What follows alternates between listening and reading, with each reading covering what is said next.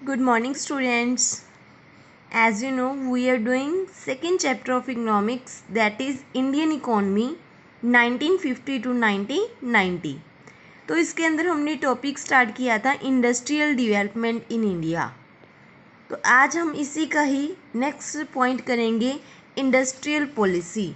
Industrial की development के लिए इंडस्ट्री पॉलिसी बनाएगी। Industrial policy means a predetermined course of action which is followed by industrialized in a nation.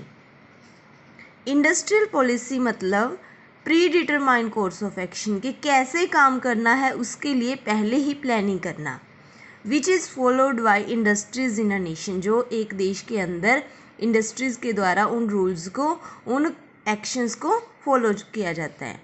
Industrial policy study all aspect related with industry. जब हम planning करते हैं तो हम सभी एस्पेक्ट को लेके चलते हैं। टैक्सेशन सिस्टम कितना रखना है, फॉरेन इन्वेस्टमेंट कितनी करनी है, प्रोटेक्शन पॉलिसी के बारे में। तो इंडस्ट्रियल पॉलिसी में हम सभी एस्पेक्ट को डिस्कस करते हैं। Industrial policy involve those principles and activities which are pursued and performed to develop the country industrially। तो मतलब एक देश की इंडस्ट्रीज़ को डिवेल्प करने के लिए इंडस्ट्रियल पॉलिसीज़ को बनाया जाता है। Now industrial policy is a technique with the help of which the nation participate in the development process. तो इंडस्ट्रियल पॉलिसी एक ऐसी टेक्निक है जिसके द्वारा हम अपने देश की इंडस्ट्रीज़ को डेवलप कर सकते हैं और डेवलपमेंट प्रोसेस में पार्टिसिपेट कर सकते हैं। Now importance significance of industrial policy. इस पॉलिसी के क्या क्या फ़ायदे हैं। First one is guideline for action. कैसे काम करना है इंडस्ट्रीज़ ने, उसके लिए इंडस्ट्रियल पॉलिसी गाइडलाइंस प्रोवाइड करती है। First one is industrial policy act as a course of action to be followed by state और सेंट्रल गवर्नमेंट। जो इंडस्ट्री पॉलिसी बन गई उसमें सारा डिसाइड किया जाता है कितना टैक्स रखना है, कितनी फॉरेन इन्वेस्टमेंट करनी है, तो ये सब डिसाइड किया है। तो उसी पॉलिसी को सेंट्रल और स्टेट गवर्नमेंट भी फॉलो करती है। Second is it explain various ways and means to establish industry, कि किस इंडस्ट्री को लाइसेंस लेना पड़ेगा, किसको नहीं, कितना पैसा लगा सकते हैं, कितना नहीं। तो ये सारी गाइडलाइंस इंडस्ट्रीज़ के लिए इंडस्ट्रियल पॉलिसी डिसाइड करती है। Second is limited resources of private sector. हमें पता है प्राइवेट सेक्टर के पास रिसोर्सेज ज़्यादा नहीं होते, तो ये चेक करने के लिए कि कहीं वो वेस्ट तो नहीं कर रहे, ज़्यादा तो नहीं लगा रहे, तो ये सब भी उनके लिए डिसाइड किया जाता है कि कितना इन्वेस्ट आप कर सकते हो। Private sector has limited resources, it can not undertake heavy and basic industry like iron and steel. तो ये ज़्यादा बड़ी इंडस्ट्रीज़ हम प्राइवेट सेक्टर वाले नहीं लगा सकते। Government establish heavy industries in areas like defence, railway, power station. तो गवर्नमेंट ही ऐसी इंडस्ट्रीज़ हैवी लगा सकती है। Consumer goods industries are set up by private industry. हम प्राइवेट सेक्टर वाले ज़्यादा रेलवे, पावर स्टेशन इनमें पैसा इन्वेस्ट नहीं कर सकते क्योंकि ज़्यादा पैसा नहीं होता, हमारे पास इतने रिसोर्सेज भी नहीं होते। तो कंज्यूमर गुड्स जो होती हैं, छोटी गुड्स, उनमें हम पैसा लगा सकते हैं प्राइवेट सेक्टर वाले। Industrial policy decide the area of private and public. तो इंडस्ट्रियल पॉलिसी ही डिसाइड करती है कि कौन कौन सी इंडस्ट्री गवर्नमेंट के अंडर रिजर्व है, कौन कौन सी अंडर प्राइवेट सेक्टर है। तो ये एरिया कौन डिसाइड करता है, by industrial policy. Third is control of private sector. Underdeveloped countries have limited resources. With the help of policy, government control these resources, which are to be used by private sector for production।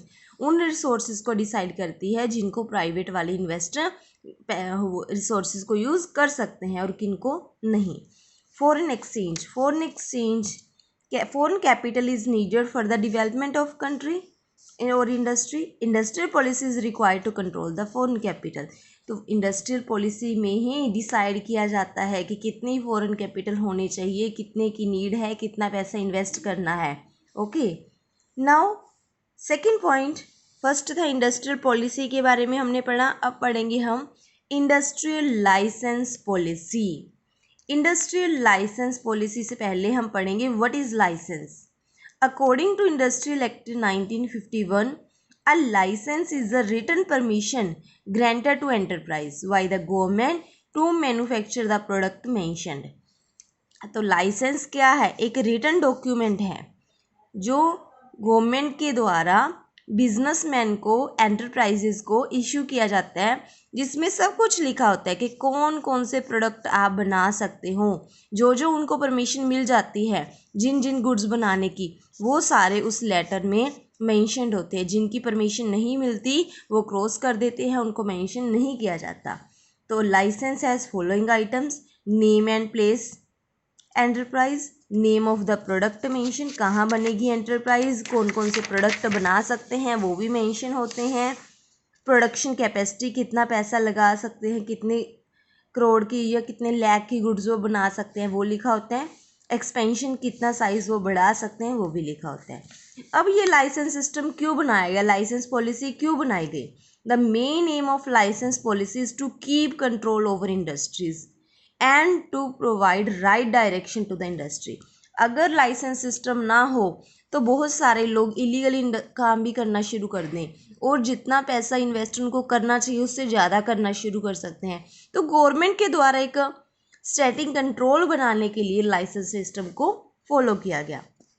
Now, what are the objectives of license policy? First one is to implement industrial policy. License का motive है जो हमने industrial policy बनाई है उसको proper implement करने के लिए। To encourage small industry, to encourage new businessman, to reduce imbalance, regional imbalance. तो गवर्नमेंट चेक करेगी कि किस रीजन में ज़्यादा इंडस्ट्रीज़ है तो वहाँ ओपन नहीं करने देगी, जिस एरिया में कम इंडस्ट्रीज़ है उनको बोलेगी कि वहाँ ओपन करो। तो ये सब चेकिंग के लिए लाइसेंस पॉलिसी को बनाया गया। Now what is the need and importance of licensing? क्यों ज़रूरी है लाइसेंस? तो ये आप टॉपिक खुद रीड करोगे, अगर कोई डाउट हुआ तो बता देना। Now what is the history of licensing policy? History of licensing policy, the policy वो स्टार्टेड इन 1952। देखो जो लाइसेंस एक्ट आया था, इंडस्ट्रियल एक्ट आया था वो आया था 1951 में। इंडस्ट्रियल एक्ट 1951 में, उसके बाद ही लाइसेंस पॉलिसी को इसको स्टार्ट किया गया, लाइसेंस पॉलिसी को 1952 में, next year. It was reviewed from the time to time and necessary change were incorporated in it. बन गई लाइसेंस पॉलिसी 1952 में, बट उसके बाद जब भी कोई नीड की ज़रूरत होती थी वो अमेंडमेंट्स उसमें करते गए। The following are the changes. First one is Hazari committee. In 1967 52 में बनी, 67 में ये चेंज आया हजारी कमेटी का। इन 1967 the Hazari committee was established under the chairmanship of Dr. R.K. Hayari. The main aim of the committee was to review the Industrial Development and Regulation Act 1951. The committee reported many defects in the license policy and gave suggestions to improve the working. तो ये Hazari committee 1967 में बनाई गई under the chairman of R.K. Hazari, उसके under ही ये बनी। तो जो भी प्रॉब्लम्स थी उनको दूर करके उन चेंजेस को लाया गया ताकि जो प्रॉब्लम्स हैं इंडस्ट्रीज़ की डेवलपमेंट के लिए वो सारी प्रॉब्लम्स, वो सारे डिफेक्ट दूर किए जा सके। फिर आई Dutt committee. Keeping in view report of Hazari committee, government appointed the Dutt committee. इसके बाद दत्त कमेटी आई to review the licence system. The committee submitted its report in 1969। 1967 के बाद आई 1969 में Dutt committee. The committee announced new industrial licence policy. पहले जो हमारी लाइसेंस पॉलिसी थी वो थी 1952 में, उसके बाद न्यू लाइसेंस पॉलिसी बनाई गई। जो प्रॉब्लम्स अब भी बच गई थी हजारी कमेटी के बाद, उन प्रॉब्लम्स को दूर करने के लिए new industrial licence policy announce की गई 1970 में। Okay, changes in license policy, ये इंपॉर्टेंट टॉपिक है कि क्या क्या चेंजेस आते गए। Many changes have been made in the policy from time to time. 1979 में आए, 73 में आए, 75 में आए, 78 में आए। तो ये चेंजेस हम रीड करेंगे। First one is a compulsory licensing. The following limits are fixed to obtain license. 1952 में industries having fixed capital 10 lakh रुपया लगा सकती थी। जिस पर्सन ने इंडस्ट्री खोलनी थी, स्टार्ट करनी थी, वो 10 लाख से ज़्यादा पैसे इन्वेस्ट नहीं कर सकता था। फिर 1970 में कैपिटल को बढ़ा के कितना कर दिया, 1 करोड़, फिर 3 करोड़, 5 करोड़, 15 करोड़, 25 करोड़। अब आया 1991 वाला पॉइंट बहुत इंपॉर्टेंट है। ये न्यू इकोनॉमिक पॉलिसी आई थी 1991 में, new economic policy 1991। Only 15 industries those are involved in the field of defence, environment, alcoholic have to obtain license. सिर्फ 15 इंडस्ट्रीज इन्होंने छोड़ दी थी जिनको गवर्नमेंट ही ओपन करेगी, बाकी सभी को दे दी थी प्राइवेट को परमिशन कि कितना पैसा लगाओ, अपनी इंडस्ट्री आप विदाउट लाइसेंस ओपन कर सकते हो। Now second point, reservation for public sector. Public means government sector. तो पहले थी 17 इंडस्ट्रीज, फिर उन्होंने रिड्यूस कर दी 8, फिर रिड्यूस कर दी 3। पहले थी 17 इंडस्ट्रीज ऐसी थी जिनको सरकार के अंडर किया गया, अभी वही ओपन करेगी, फिर रिड्यूस करके 8 कर दी गई, फिर उनको रिड्यूस करके अब जस्ट ओनली 3 इंडस्ट्रीज ऐसी हैं जिनको गवर्नमेंट ओपन करेगी, बाकी सारी प्राइवेट सेक्टर वाले ओपन कर सकते हैं। Protective cover to small scale industries, बहुत सारी प्रोटेक्शन प्रोवाइड की छोटी इंडस्ट्रीज के लिए। To provide protective cover to small scale industries, production of certain product व reserve for small scale industry. तो गवर्नमेंट ने क्या किया, कुछ प्रोडक्ट ऐसे छोड़ दिए कि उनको कोई और इंडस्ट्री ओपन नहीं करेगी। जो बिल्कुल छोटी इंडस्ट्रीज़ हैं जिनके पास ज़्यादा पैसा नहीं है, उन प्रोडक्ट को सिर्फ वही इंडस्ट्रीज़ बना सकती हैं। ओके, नहीं तो सारी इंडस्ट्रीज़ ओपन करती रहें और अपनी प्रोडक्शन करते रहे, तो जो छोटी इंडस्ट्रीज़ वाले हैं उनकी सेल नहीं होगी। तो उनको बढ़ावा देने के लिए गवर्नमेंट ने उनके लिए कुछ प्रोडक्ट रिजर्व करके रख दिए। According to the license policy 1970, the production of 836 items were reserve.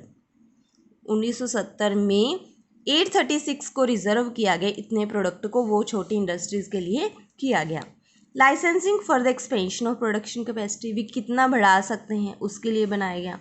Definition of large industrial houses, large के कौन कौन से प्रोडक्ट इंडस्ट्रीज गवर्नमेंट के लिए हैं, कौन कौन से प्राइवेट के लिए हैं, तो वो भी ये डिसाइड किया गया। ओके स्टूडेंट्स, तो रजे आज आपने ये टॉपिक लर्न करना है, industrial policy and industrial licence policy. Okay, thank you.